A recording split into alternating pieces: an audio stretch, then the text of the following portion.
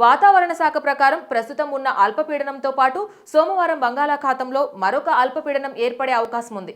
దీంతో వచ్చే 3 రోజుల పాటు మోస్తారు ప్రాంతాల్లో భారీ నుంచి అతి భారీ వర్షాలు కురిసే అవకాశం ఉంది. కోస్తా జిల్లాల్లో చెదురుమదురు వర్షాలు, రాయలసీమలో తేలికపాటి నుంచి మోస్తారు వర్షాలు ఉంటాయి. సముద్రంలో ఎల్లుండి మంగళవారం వరకు మత్స్యకారులు వేటకు వెళ్లకూడదని సూచించారు. ఆదివారం అల్లూరి సీతారామరాజు, విశాఖపట్నం, అనకాపల్లి, కాకినాడ జిల్లాల్లో అక్కడక్కడ భారీ వర్షాలు కురుస్తాయి.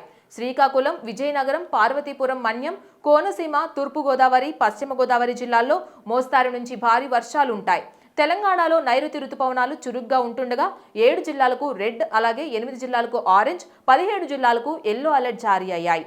హనుమకొండ, మహబూబాబాద్, ములుగు, వరంగల్లో భారీ నుంచి అతి భారీ వర్షాలు, జగిత్యాల, కామారెడ్డి, కరీంనగర్, మెదక్, నల్గొండ, నిజామాబాద్, సిరిసిల్ల, సంగారెడ్డి, వికారాబాద్, భువనగిరి జిల్లాల్లో భారీ వర్షాలు కురుస్తాయని అంచనా వేశారు.